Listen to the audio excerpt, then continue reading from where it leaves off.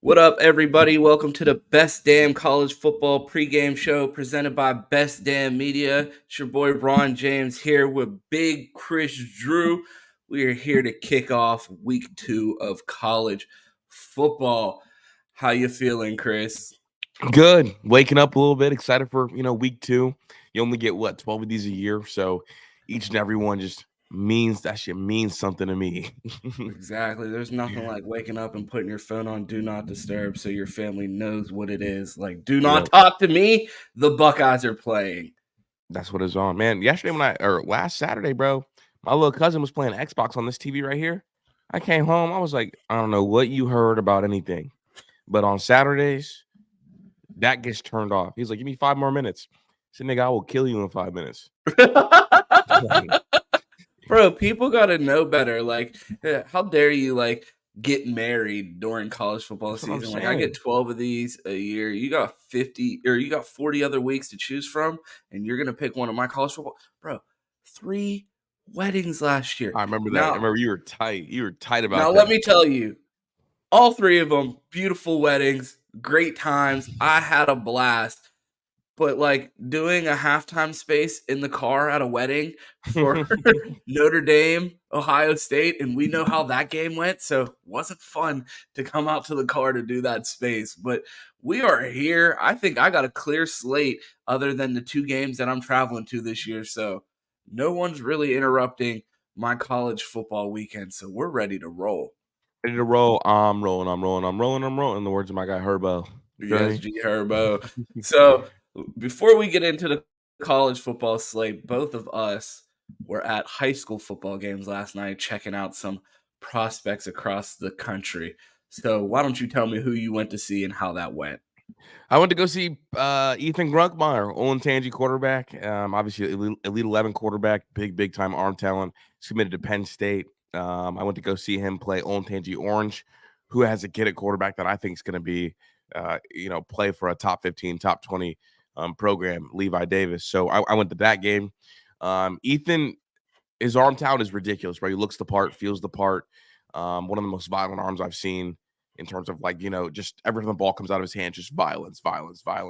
And that was a school that little RJ Day was supposed to go to also. Oh, okay. Didn't end up going there, but I think I would not be surprised if he ended up there next year. But I got to watch Ethan play. He got to a little bit of a slow start through 2 interceptions. The one was not his fault. Hit homeboy right in the hands, and then the corner just took the ball from him. It was Sheesh, got yeah, it's mossed by pretty the embarrassing. corner. Yeah, they also have a tight end going to Cincinnati that was there, and I can't remember the bro's name, but all of 6'5", ward number 87. Nobody could tackle him. So it was really cool, and I got to talk to Grunk for a little bit after the game.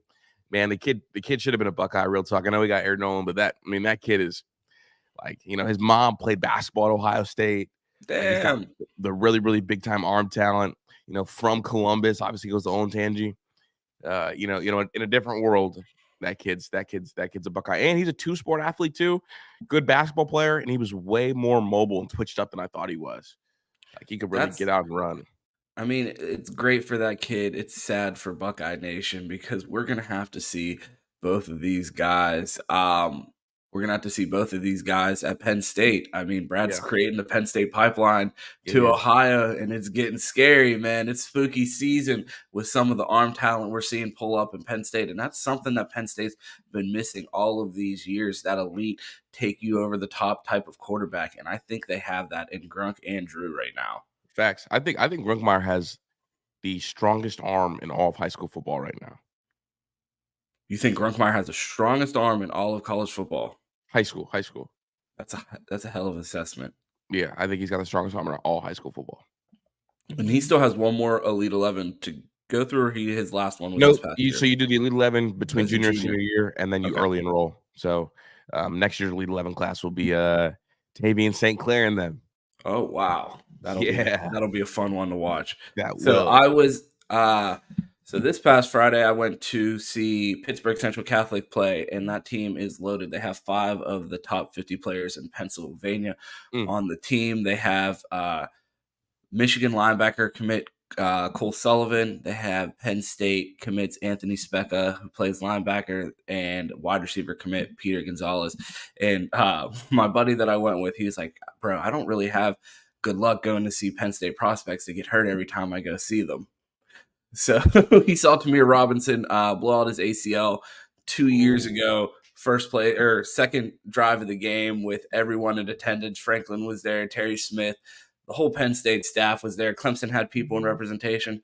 We get to the game. They play at CMU. We walk up to the gate, and Central Catholic's on offense, and I'm looking around. I'm like, "Where's 7?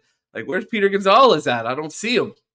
We're looking. Like, you got to be kidding me, right? We missed one drive and he's hurt already. We look over, he's sitting on the sidelines without his helmet. He ends up getting up, limping, and fighting through the rest of the game. He did end up catching a touchdown pass after Michigan commit Cole Sullivan dropped a touchdown pass the play before.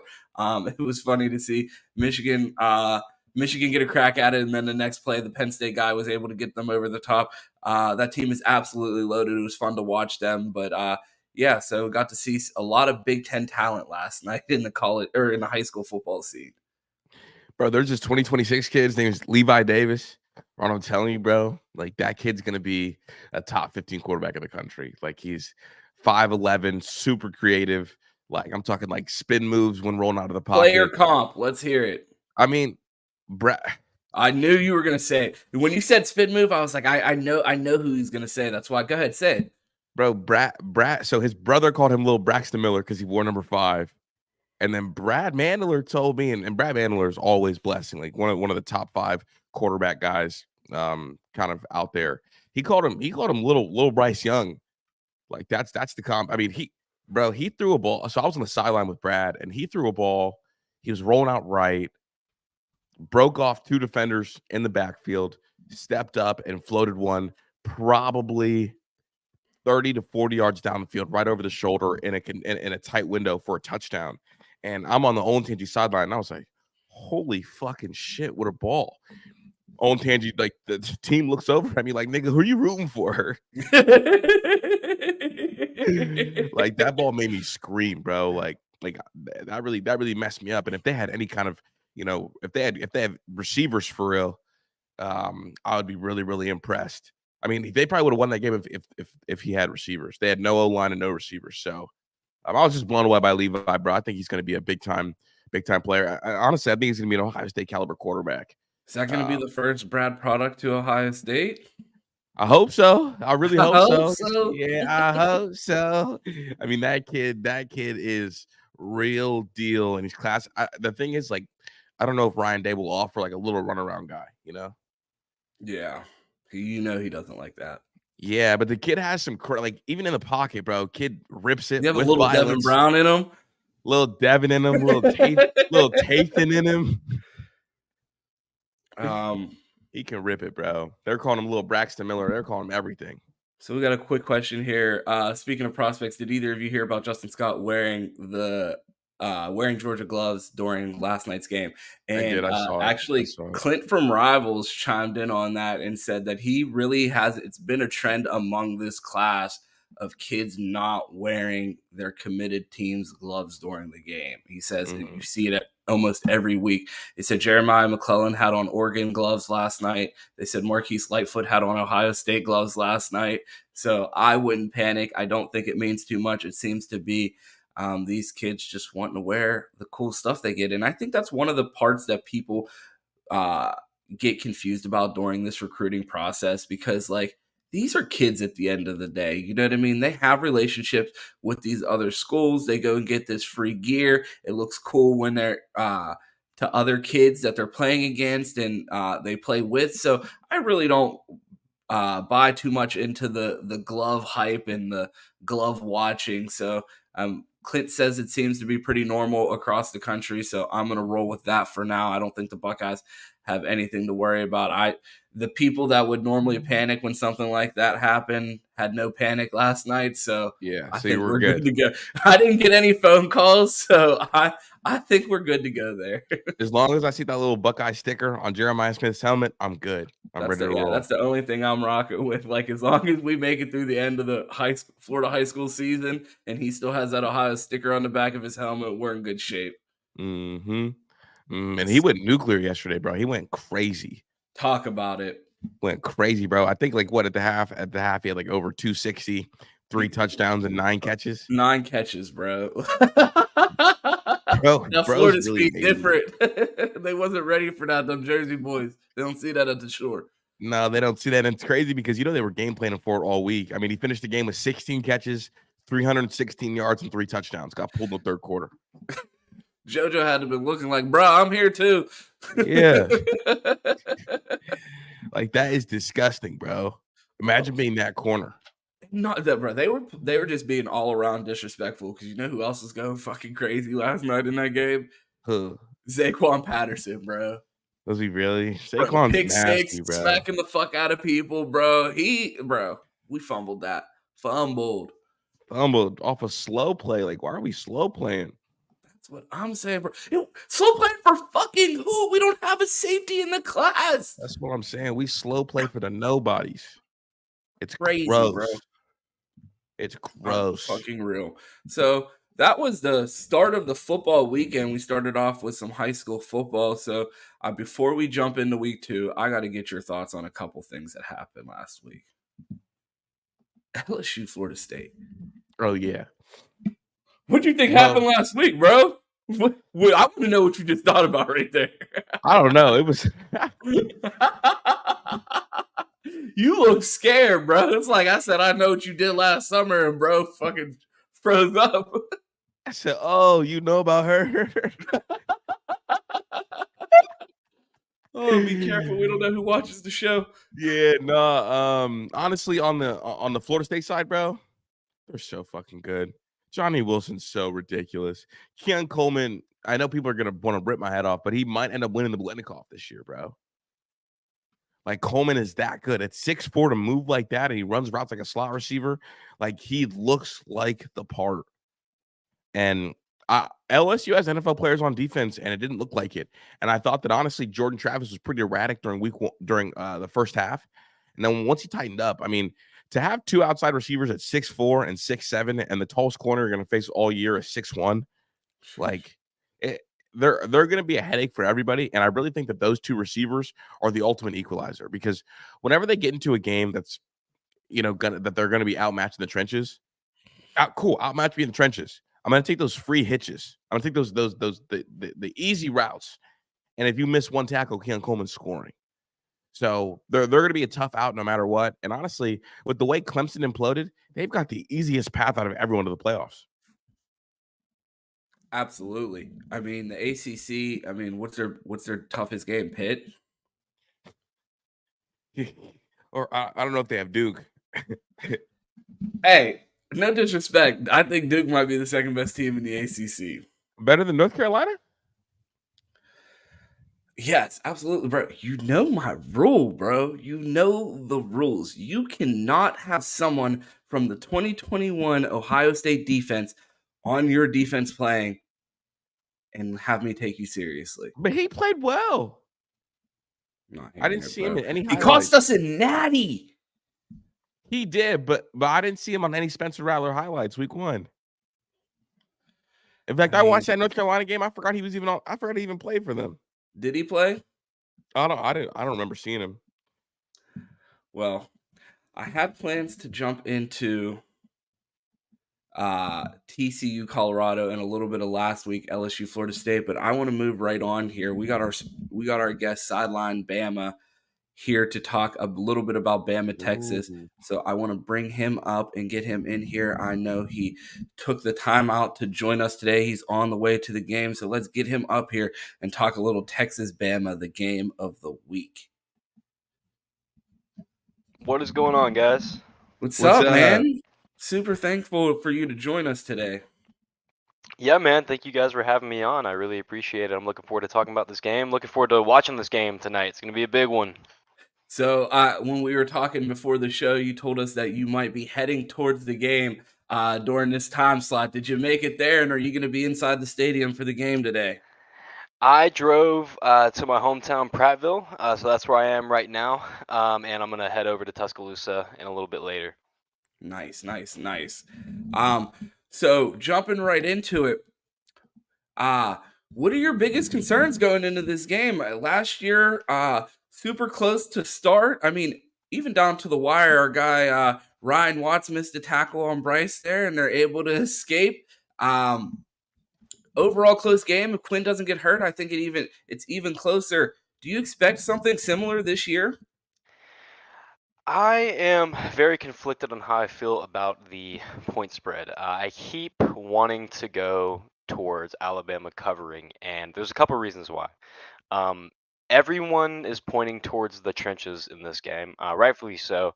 I think that Alabama's offensive line very highly touted this offseason with a couple of new guys, left tackle Caden Proctor being a freshman, right tackle J.C. Latham returning, Tyler Booker being a violent guard. I think that this matchup brings a lot of intrigue because Texas's D line is better than a lot of people expected throughout the offseason, even better, and they had a lot of hype. So this is one of the best matches you're going to get in college football this year, best position matchups. So I think that's going to play a role in the point total in the game. It's going to play a huge role, and we're going to see exactly how those two sides of the ball get going probably pretty soon within the game. Probably the first two drives, you're going to see just how physical these two absolute units of behemoths are going to be today. So Texas has a couple guys that are pretty threatening to me on the interior.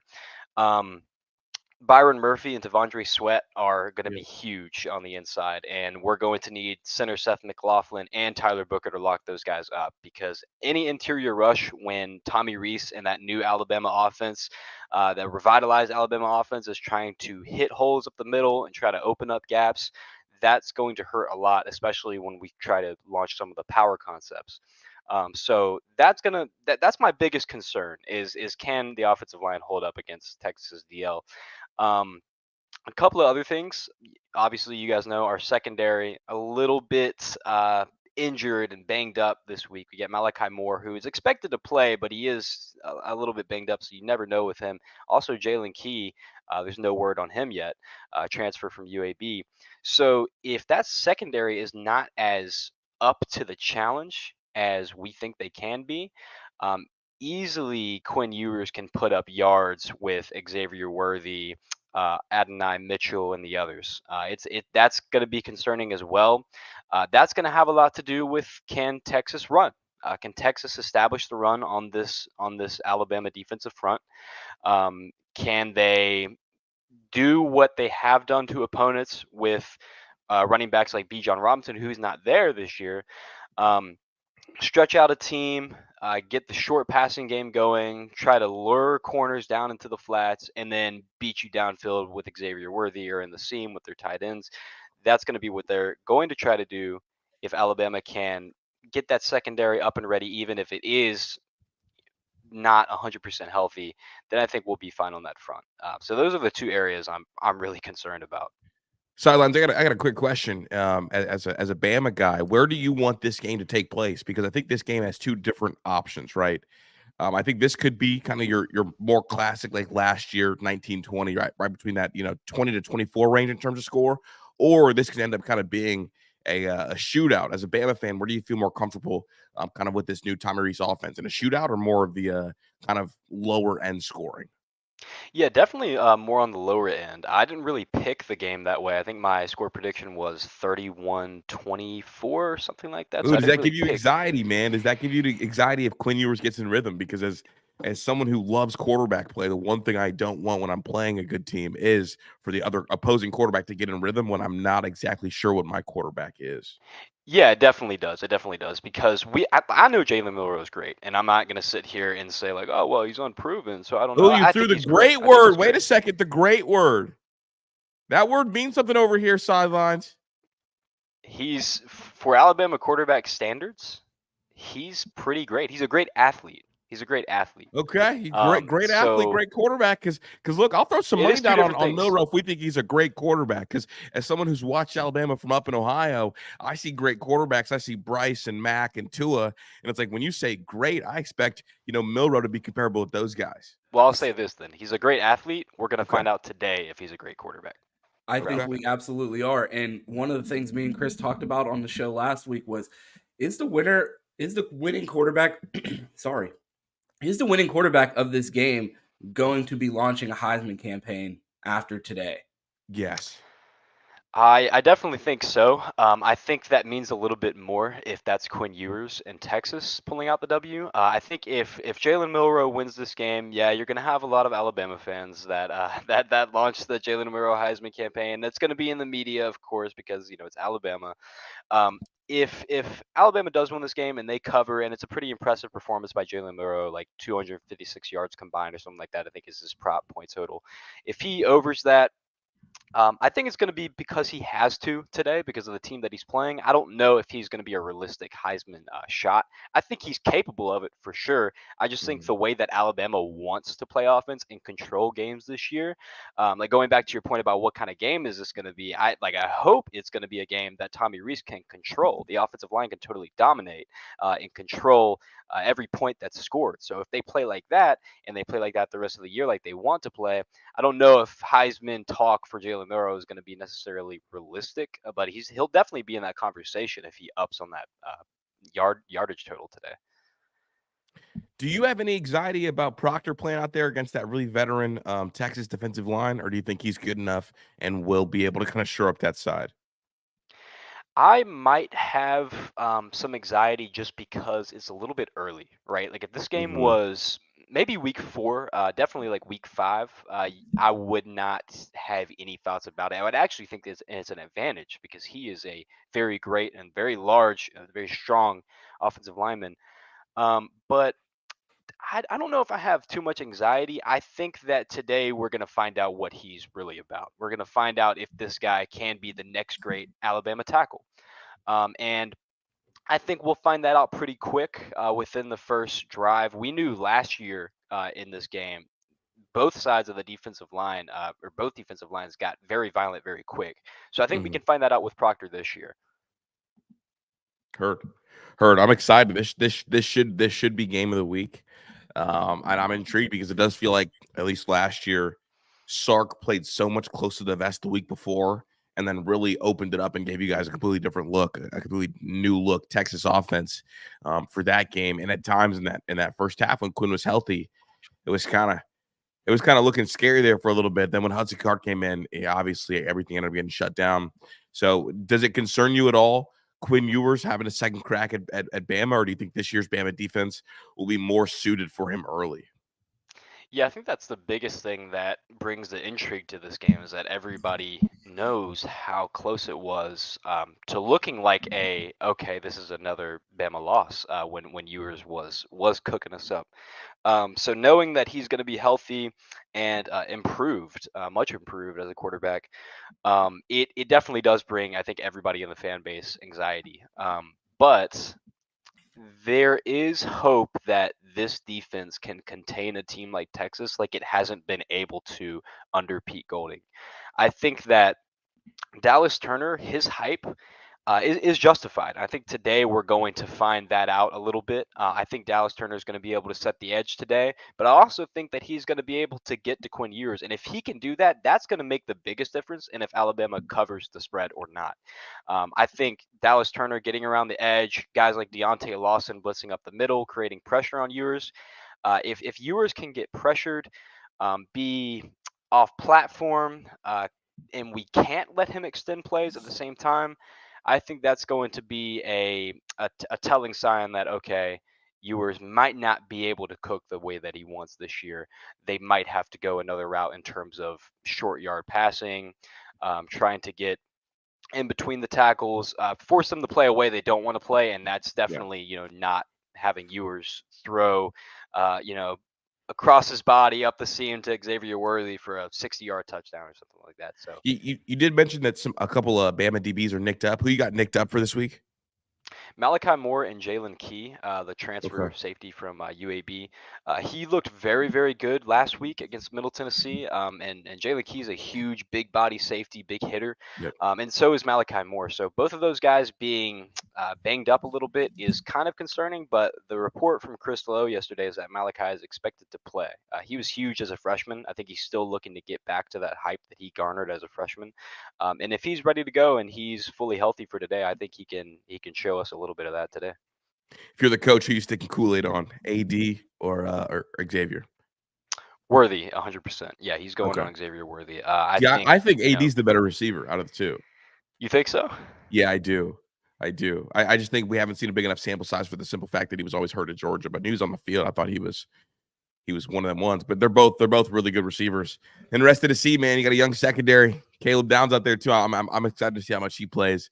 So that I wanted to jump right in there, Chris, because there's a lot of Buckeye fans out there watching. We got to get the updates on all of the recruiting misses, man. Tell us about Caleb Downs. Tell us about Justice Haynes. What do you expect out of those guys this season? We saw Justice get about 4 carries last week. We saw Caleb with 8 tackles. How essential are these guys going to be to this Bama run this year?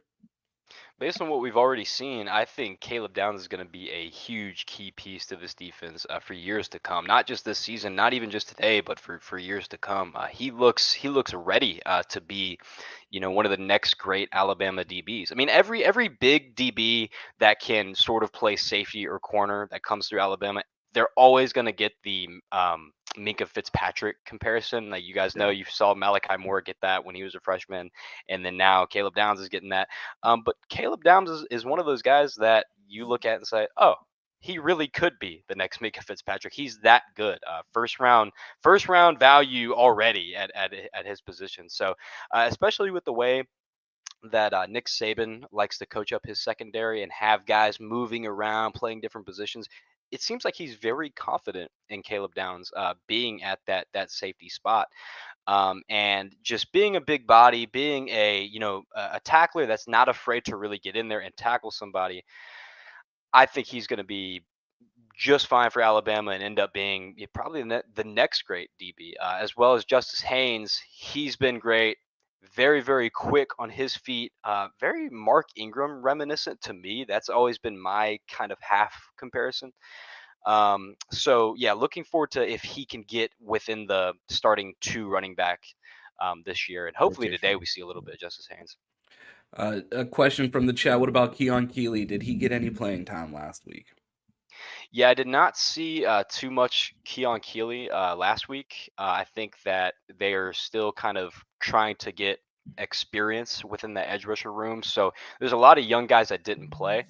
Some of them were banged up too, which is kind of surprising. But a lot of them didn't play. It was actually the veterans that were in for most of the game. I don't know the snap count, but I'm sure that the snap count was pretty high in regards to how Alabama usually plays opponents like Middle Tennessee. Heard that.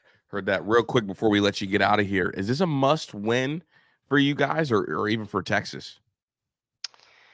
It's a must win for Alabama, not a must win for Texas, in my opinion. I think that you hear the hope about Steve Sarkisian for Texas fans and how much they want him to succeed and how much they need him to win this game to be who they want Texas to be. Not true. I think they lose to Alabama here, and Alabama goes on to be the team that we think they can be, the team that they have the potential to be. Both of these teams are in the playoff if they both win out. So I think it's definitely not a must win for Alabama. But I mean, yeah, for Alabama. But it's definitely going to be one of these games where both teams feel it either way. Both teams feel that this is the must win, not playoff implications. Nobody's worried about that. This is a total mental battle between both sides. It's Texas feeling the hype. Everybody is trying to claim that they're back. We keep saying, nah, Texas is not back. They want to feel that so bad. And this is the opportunity for them to show everyone that they are truly back. So if they can do that, that is exactly what they need to solidify the hype. Alabama, on the other hand, is going to have to show everyone, hey, yeah, we did lose 2 games last year, and we have lost games by 1 possession or a total of like 5 points. but this is a game where we're going to show you, hey, we're back. This is a team without Pete Golding, without Bill O'Brien. We're not going to rely on somebody like Bryce Young or somebody like Will Anderson. We're going to rely on a total team effort, and that mentality, I think, is going to be important for Alabama going forward. Hell yeah. Thank you, Sidelines. Thank you so much. Last time Texas said they were back, it was against Georgia after they won that game. And then the next 3 years, Georgia went New Year's 6 win, championship. Yeah, maybe they're back today. We'll see. We'll see how it goes. Appreciate Before you get man. out of here, let the people know where they can find you at. Yeah, guys, I'm on Twitter at SSN_Alabama. Follow me and the whole Sidelines crew. We're looking to do really good work every single day, bringing you guys awesome sports content, covering your favorite colleges. So, yeah, hit us up there, and I'll see you guys later. Roll Tide. Absolutely. This was great. Hope to do it again. Oh, yeah. Good. Look at that. That was awesome. Super knowledgeable. I learned a ton there. Super thankful for him. We have another special guest, man. It's a big day. We have 2 guests. I can't promise you that there's not going to be significantly more lies in this interview that we're about to do here. But there's another big game going on this week. And I saw a poll on Twitter asking, what team is going to be in more shambles if they lose this week? And there were 4 options. Texas A&M, Alabama, Texas, and the Miami Hurricanes. Oh, we got Big Cap Radio in the building. The Big Caparooski. Go Canes. Hey, he was thank you to Gmo for pulling up his sunglasses quickly out of the V-neck, you goofball. No, go show the shot you was flexing earlier. Come on, go give us the pull shot. Go give us the full shot. Show us what the Miami weather's looking like. It's nice and gray here in Pittsburgh. Right, let me see the sun. Let me see the sun. Go outside. Hold You made the street go outside. Bro, wait. You couldn't see him down in the pre-show. Look at this man. on. Go outside. Oh, I was so how many people you going to the game with today? Oh, look at the sun already, bro. There's more sun in this one shot. All right, hello. Than the entire city of Pittsburgh. Really got Big Cap Radio on here, man. Where'd he go? walked outside, his Wi-Fi's gone.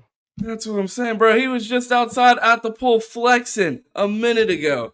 And now we stuck on Gmo and Big Hat. You know what's crazy, Ron, bro? The computers think that Miami's going to win the game, but Vegas thinks that A&M's going to win the game. Say that. Give me that one more time. The computers think Miami's going to win, but Vegas has A&M. I mean, I'm going with Vegas. Yeah, well, usually they're on the same page. What do you think the discrepancy is here? I think there's not enough of a data point for either team, and I think everybody's confused. Because what is Miami? They beat Miami of Ohio. Let's get real, bro. They're Miami. They haven't been back in 20 years. But like A&M beat Our Lady of the Elms. So what are they? Here we go. I don't know what I did wrong. No worries. Man, palm trees. Manicured lawns. It looks like Florida. Look at them cars. Flex. So can you hear us, Gmo? Yeah, he needs to go. He needs to go back inside. Chris said go back inside so we can hear you better. How many people you going to the game with this week? A lot, but I'm actually leaving to go to the tailgate, so I'll try to. What y'all eating at the tailgate? Y'all gonna be there? Y'all out there drinking? Y'all out there eating? What's going on at the tailgate? We got some Gmo can't cook. We gotta get Gmo back in the house, bro. Yeah, bro. Tell that nigga to get in the house. I take the L there. That was my fault. I told Gmo to go outside in the pregame lobby. While we were doing the last interview, I could see Gmo out at the pool. He was relaxing. He was kicking back. The internet was great. And then Sidelines leaves. We bring Gmo up onto the main stage, and we lose him. I see him back in the house now, so we're gonna try this one more time. Man, the Wi-Fi was acting like he dipped his router in the pool. It's all them scammers, bro. The internet don't So- work down there in Miami. Too much scamming going on. Oh man. So what's going on? Can you hear me? Is it better? Yeah, we can hear Yeah. you. We're back. We're back. Jima got the V-neck. He Okay. got the glasses. He's getting ready to hit the tailgate. Tell me what's going on with this game. Is the U back? I see Juju in the comments. I think he'll be at the game. What is going on? I don't know. The U is not back yet, but I did. This is a statement game. I think we win this game. You know, Twitter's going to be raising hell. The Hurricane fan base is going to raise in hell. There's nothing y'all can say to us. If you lose this game, Jeremiah's going to tweet out, "Oh my God." Hey, Jeremiah is supposed to be up there at Ohio State. His wide receiver coach is going to be. Yeah. It's crazy that he actually chose to come to the Ohio State Youngstown State game rather than going to A&M Miami, which is supposed to be a better game, right? For all 37 fans. I prefer that game. I prefer that game, you know, because then he'll see that people don't go out to that game compared to like a Penn State game. Whoa. Did you just, was that a Miami fan making an attendance joke? Because I'm pretty sure your biggest game of the year is being sold in a package with $3 tickets for other games this season. Did I get that incorrect? No, that's pretty spot on. It's a BOGO pizza deal. Bro, they giving away Miami tickets for kids that read books in school, bro. They're giving them away any way they can. It's the new Book It program. Is Marvin Harrison going to have more than 18 yards this game? Absolutely. But we're here to talk about Miami, bro. Tell me about Mark Fletcher, since you guys came up here and snatched him off of us and he was going crazy last week. Is he going to be your feature back this week? I think it's going to be rotational. So you'll see Henry Parrish, you'll see Mark Fletcher, you'll see A.J. Allen in the mix when it comes to running the backs, and Don Chain. It's going to be the 4 running backs. We got the 4 horsemen back there. I think it's one of the best in the country. How come on Twitter everybody lied to me about the receivers and nobody ever mentioned the Kobe kid? Yeah, bro. All we hear is about speed. I was in a space with Juju the other day, and what about he's talking about receivers? speed with this team, and no one brought up this kid's name all year, and he looked like one of the fastest kids on the team last week. Who are you talking about? Kobe Young. Yeah, Kobe Young. Oh, Kobe Young. No, Kobe Young was a JUCO transfer from last year. He slimmed down a lot. He used to, he got a lot faster. I still don't believe that he's our wide receiver 1. I believe he is your best player on offense. We'll see. Who else would be your wide receiver 1? He is wide receiver 1 for you guys. No. I think it should be Kobe George, number 3. Watch out for him today. You heard it here from Big Cap Radio. Kobe Young is like 6'3", 6'4", long strider. Go get a football. Devin Smith vibes? That might be the case, but your wide receiver 1. In my opinion, I still think that. No, I don't think so. Kobe George is. I mean, it's Juju saying 3 is the best receiver, not Kobe. I thought Kobe Young was your best wide receiver last week. It seemed like it. He was. Our guy Mike submitted a super chat, and he said he needs a Go Bucks from Big Cap Radio. You are an Ohio State season ticket holder, so can we get a Go Bucks for the super chat? Hell no. Go Canes. Go Big Blue. Oh my God. Go Big Blue. So we heard all about Mario fixing these trenches, and he's a trenches guy, and that he's going to get this offensive line right. How do you think this offensive line holds up against A&M's front today? Well, last year our offensive line did a damn good job against A&M. I think we racked up over 250 yards rushing last year with the O-line that we had. This year, our O-line has much improved. You know, we got the true freshman at the right tackle. Then we have Cohen coming from Alabama that started all games and didn't give up no sacks. Then we got Matt Lee. You know, they say he's the best center in the country coming back from Central Florida. So we have a better O-line than we had last year. So this is going to be very exciting. I think this game is going to be won with the trenches, not TBD. And then, so another question I have is about your secondary. We saw them have some unfortunate highlights last year. I think there's much higher expectations for them. Do you think they're going to be able to hold up? What are your concerns going into this game? Because we saw holes last year, but you guys seem to look a lot better in week one. Where are your concerns, and where do they still exist with this team with all the changes that we've seen since last year? Yeah, it's similar to Ohio State DB room, how they looked at trash last year, but they look much improved this year and look faster this year. We'll see what's on in regards to the Miami Hurricanes secondary. They're gonna be challenged today because you got the Evan Stevens and I think Noah Thomas might be playing as well, and they got the guy from Georgia that came over. So we'll see. They're gonna be tested today, battle tested for sure. So something that you used to tell us in Spaces when we first met all the time. TVD is a first rounder. You standing by that? Like, today would be the day to prove it, no? It has to be. Lately I've been saying TVD is made to further notice. Made to further notice. I can't tell if I like the new right. Gmo or dislike the new Gmo. This man gets on camera and be talking all polite and reminding people. All polite.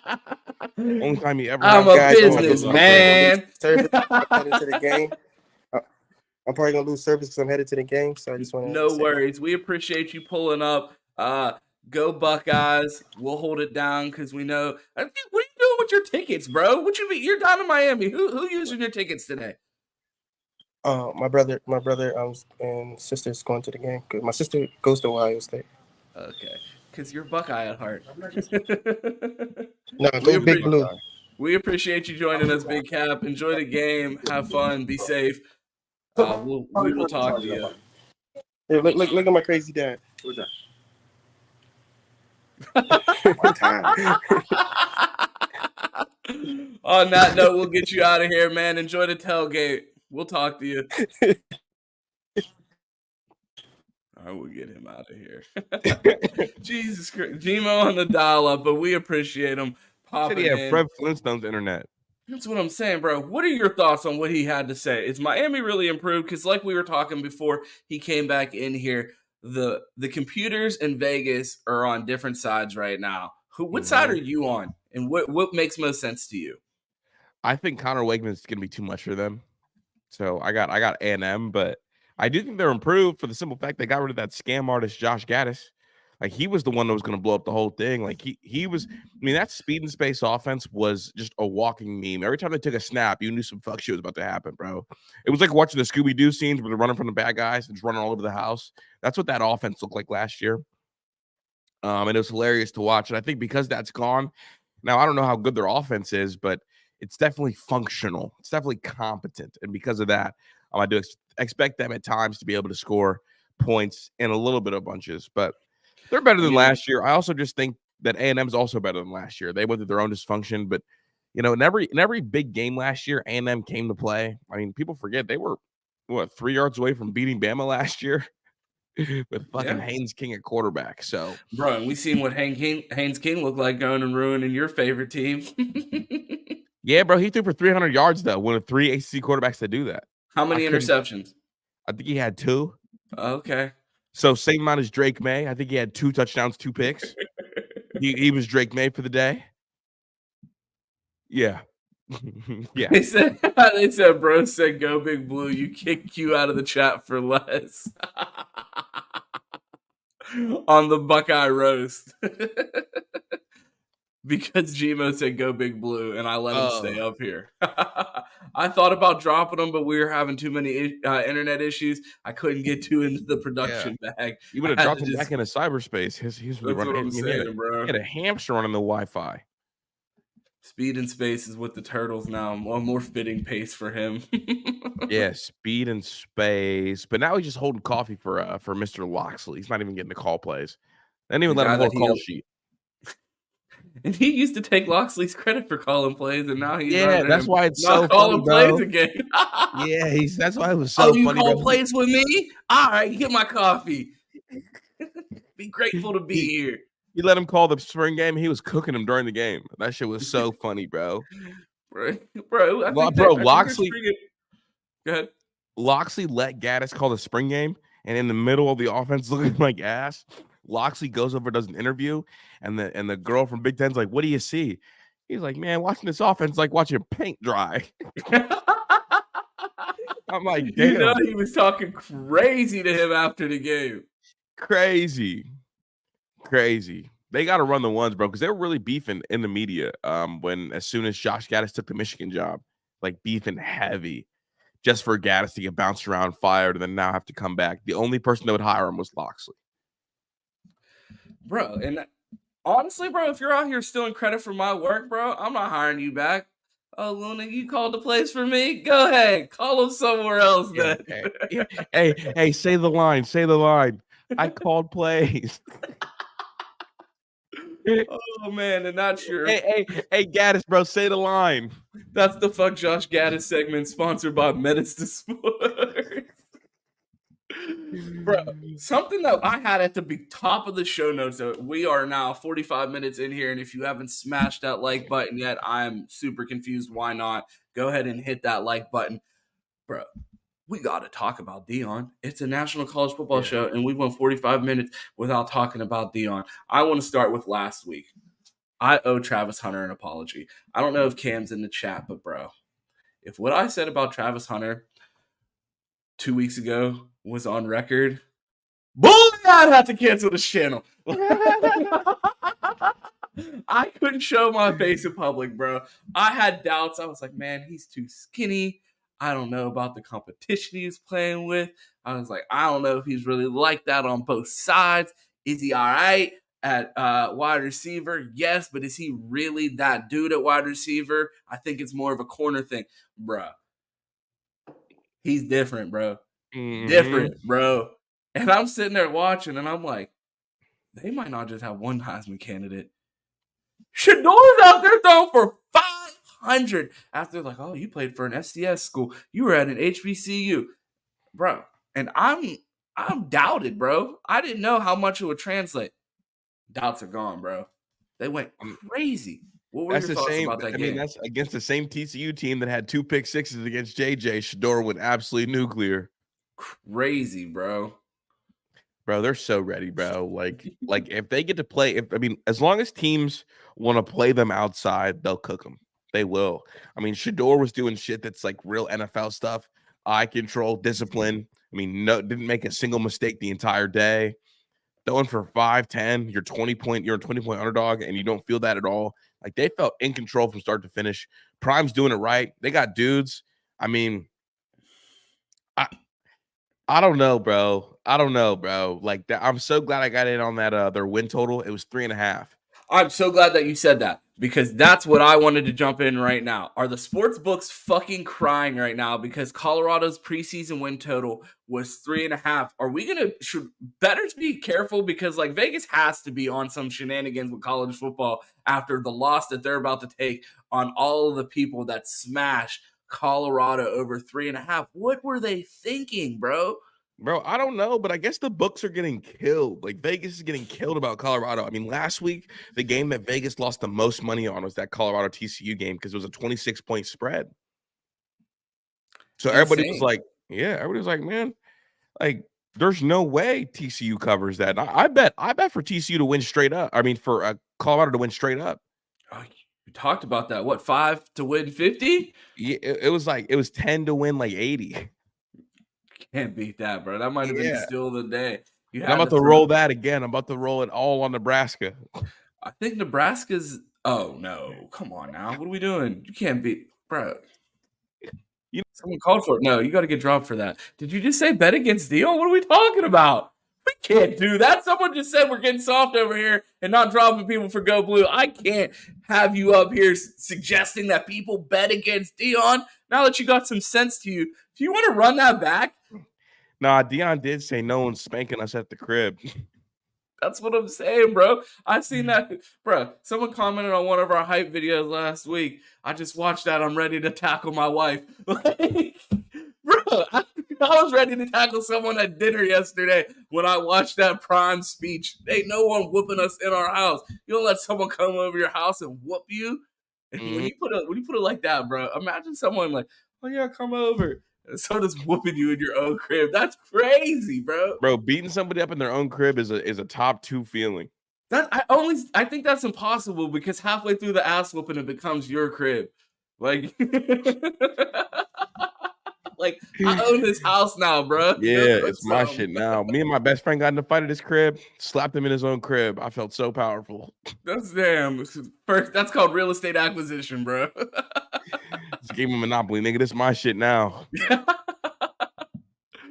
Man, in Prime we trust, bro. in Prime we trust. So we're going into week 2. You jumped the gun. You're suggesting betting against Colorado to smack the books. Can Prime keep it rolling against Nebraska? Does he have a chance? Prime versus Matt Rowland. What does that mean if he's able to beat a coach like that? You know, it's funny because like stylistically, Nebraska's not great, obviously, but stylistically, that's the type of team that could beat Colorado. Because they're not not great, Chris. Their wide receivers are mid. Who's throwing him the ball? Does he not have the ability to elevate the wide receivers to a different level of play? No, the wide receivers, they have too many white wide receivers. Nobody. Man, Jeff Sims is made, Chris. You lied to us. You lied. Hey, but when he beats Prime, he's back. No, he's not, bro. Because that's the even crazier part. Because you lied to us all off season and told us that Jeff Sims. Someone lied to me. I got lied to. You told us Jeff Sims was that nigga. And honestly, I watched Jeff Sims, bro, and he looked like a quarterback at the Morgan Wallen concert, drunk at a tailgate, and fucking Shador Sanders looked like a Heisman contender. And, bro, if we know anything about how important quarterback play is in college football, bro, are you gonna sit here and tell me and die on this hill that Jeff Sims is a better quarterback than Shador? I'm not gonna die on that hill. I'm going to say stylistically, I don't know if Colorado can stop quarterback power for 4 quarters. Interesting. I think stylistically, like they're so good in the trenches. But hear me out. I'm gonna suggest something. If quarterback power does start off slow while the team is fresh and Shador is able to light it up, do they have the offense capable to come back from a 21-7 at halftime lead or something like that if the Colorado offense is able to jump on them early? Thing is, I don't know. Like, I think the Nebraska defense is much better than the TCU defense. So it's like, I think that they'll be able to generate some pressure on Shador. So I expect Shador not to throw for 510, but maybe throw for 485. And do you think he'll get more involved in the run game if there is more pressure, because he does have that escapability? I mean, he's not a crazy runner, but I think we'll see some creativity from him. I think he's capable of being really creative, and so this is a different style test. Like that last game was like a real like Big 12 game, reminded me of like the old like when West Virginia played Baylor and it was like 70-60 or some shit, and it was Bryce Petty and Geno Smith just going crazy. But it's like those teams when they faced a team that was like so good in the trenches they could get a pass rush, really threw off the game plan a little bit. So I think Nebraska's going to want to muddy that game up and kind of chew the clock. They're not going to go fast like TCU. It's going to be like a sit and chew. But here, let me paint a scenario for you. It's Boulder. It's not that cold yet. A lot of these people are new to campus. This is their first home game. All the girls they done met that since they got there are going to be at the game. All the big money boosters are going to be at the game. You know Prime's going to have celebrities on the sidelines. You know that locker room is going to be more lit than a fucking club. Like, it's going to be insane, the energy around that place.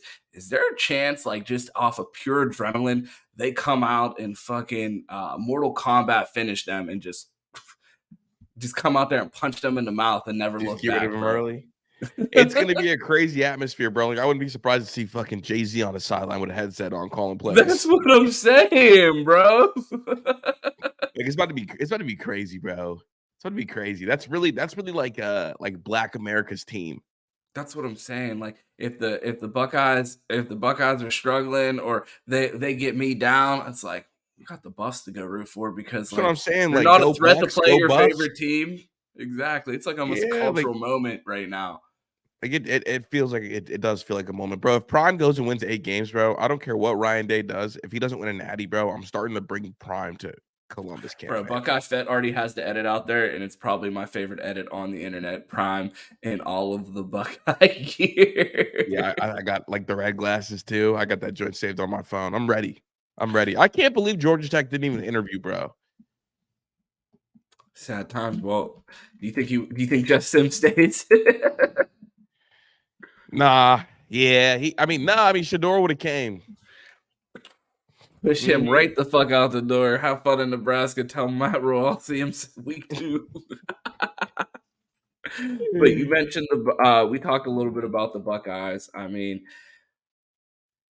this has been an exhausting offseason. It has been an exhausting quarterback battle. We are here to talk Ohio State. I said the negativity ends at midnight going into Thursday, but we are expecting more goofiness in the quarterback situation. What do you expect from Ohio State, Youngstown State this week? Are we going to see a conclusion to this quarterback battle? Bro, I'm still praying that like we see Devin Brown, because I don't think Kyle McCord maximizes the offense to the point where they can win a championship.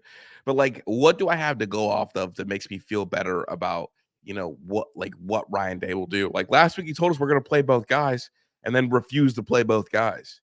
So like, I hear all kinds of things from inside the Woody about how Dev has continued to have really good days, really good weeks of practice, and been able to move the ball at such a high clip. But it's like, damn, that wasn't enough the first time to get him on the field. So what's going to change this time? So I don't know. I hope the kid plays, but like Ryan Day is the most non-reliable source ever, and it's crazy because it's like a tier 0 source. Lion Day, bro. Yeah. It's like, bro, that is the greatest name and most accurate description, bro. Crazy, bro. Think about it, Ron. If that press conference was not muted, if that press conference was not televised, the one where he said we're going to play both guys, and each of the beat reporters said, "Oh, Ryan Day said he's going to play both guys," but there was no like evidence of it, everyone would have been saying, "Oh, the beat has no sources." Bro, is Ryan Day destroying the credibility of the beat? Is Ryan Day getting behind new media? I mean, he low-key blew up my credibility a little bit with some other stuff. But it's crazy, bro. He'll just lie unprovoked, bro. Like, no one asked you. They'd be like, Ryan Day doesn't owe you anything in his press conferences. He doesn't. So why does he offer these lies? Like, ain't no one asked you that, bro.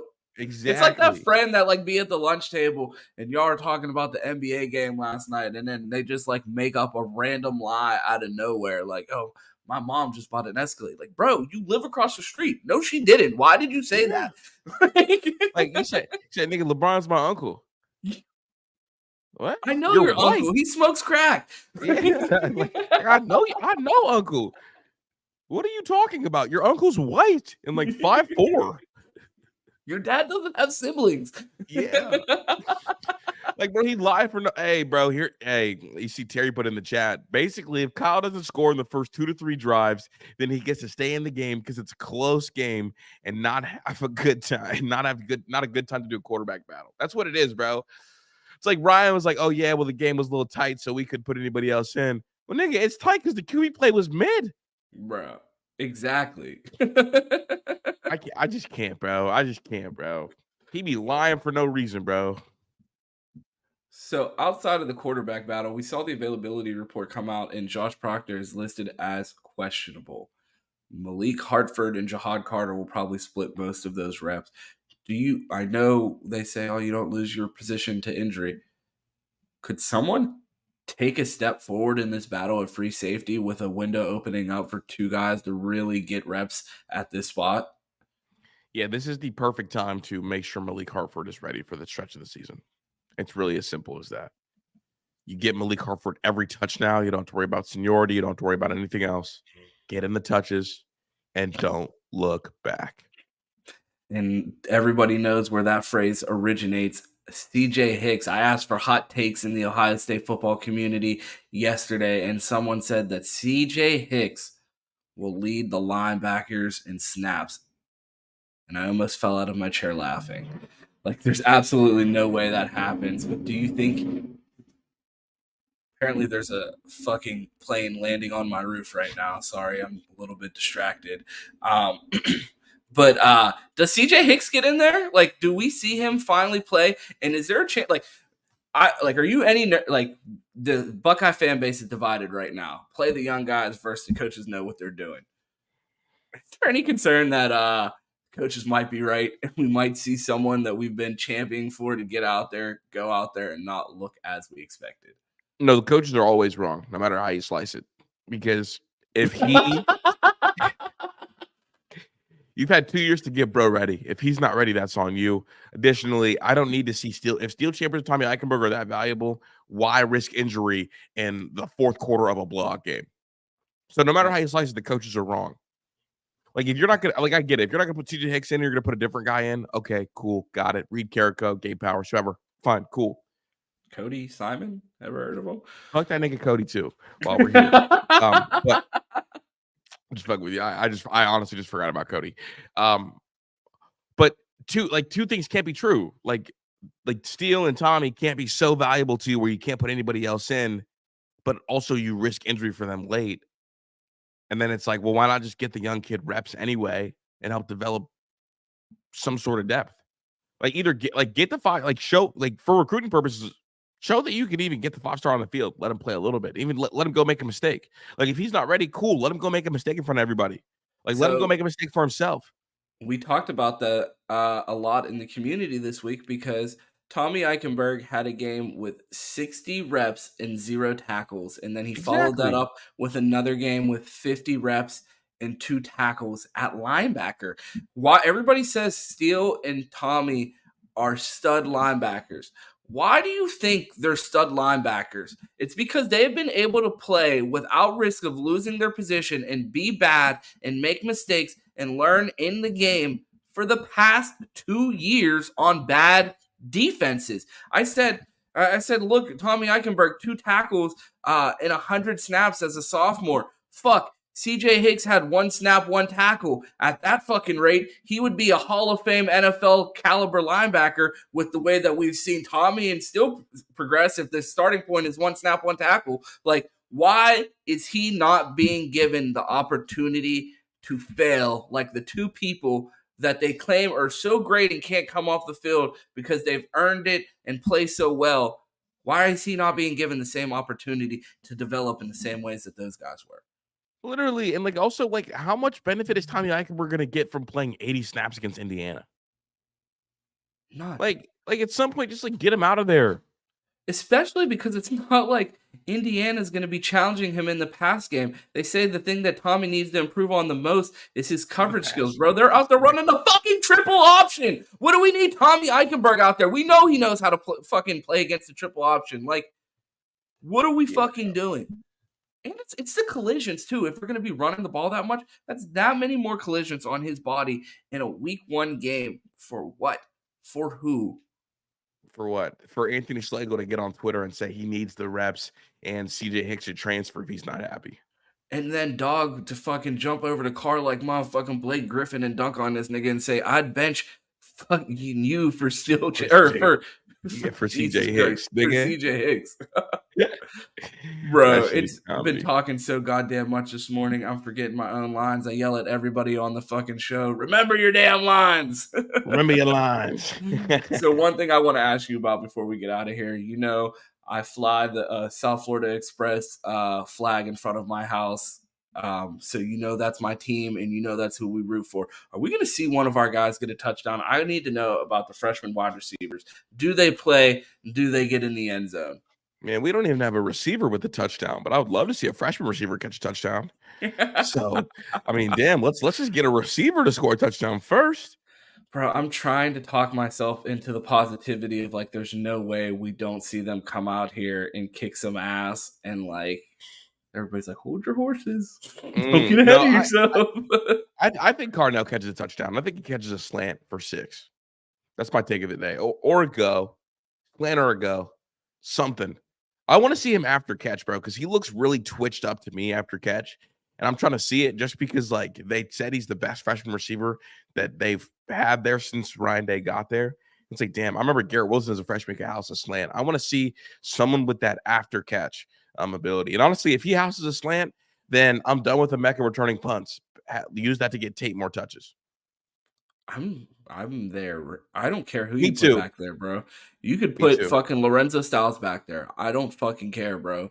Literally anyone but Emeka, because even if I come out here and I sound like a fucking doofus because Emeka returns 2 punts for a touchdown, if he could do it, someone else on the team could do it. I find it hard to believe that he's the only person that can fucking return punts, and him being tackled 6 extra times in the game just because we have him back there on special teams does not make any sense to me. It's disgusting. Like It's disgusting. And then XJ on kick return, bro. Like who did Jaden Ballard talk crazy to in the Woody, bro? He must have slapped Parker for some reason, because there's no way he shouldn't be doing something out there. Our guy Khalif posted in the Locker Boys a picture of Kyle, Emeka, and JB this morning. They looked all smiles, so hopefully it's a sign of good things to come. One can hope. Say a prayer.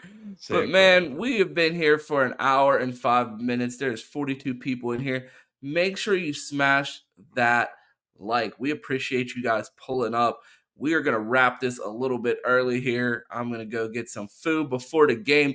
Drop in the chat. Let me know what y'all are eating here on game day. I'm a big wings guy, but it's a dangerous game with the wings. If I go wing dings, I'm cool. If I eat whole wings, I miss the 5 o'clock block of games because your boy's sleeping. Your boy needs a nap if I get too crazy on the Saturday game day food. Chris, what you got coming to the house for the games today? I don't know what we got today. I gotta go see what my mom is up to, but I usually just do pizza and wings. I keep it real simple. One of the Akron joints around here. Can't go wrong with wings, bro. We went, bro. The wing place last week. They were having a brunch special. I couldn't get no apps, so your boy went crazy. I was like, no sides. Send me 40 wings. 40? Not for me, but there was a ton of people. Oh yeah, no, I got you. There was multiple people, so I was like, yeah, man. See our guy Mike in there. If you guys like National College Football Talk, make sure you tap in on this channel every Wednesday at 7:30 for the Fans Edge with our guys Cam, Mike, Disney, and EG. But Chris Drew, get us out of here. Gang, I appreciate everybody pulling up. Let's see the Bucks go win by 50, and then I'll touch base with everybody at some point here on the timeline or on the YouTube side of things. Ron, thank you so much for having me on again. Nothing better than getting that first hour out of the way. Now we got some good old college football to get into here in about 50 minutes. We will talk to you guys later. We appreciate you guys pulling up. Smash that like button. Find me on Twitter at 2_TEES. That's 2 T's. You know where to find us. We appreciate you. Tune in tomorrow for the instant reaction Buckeye BS. We appreciate y'all, and we will talk to you at halftime in the best damn space. Have a good one.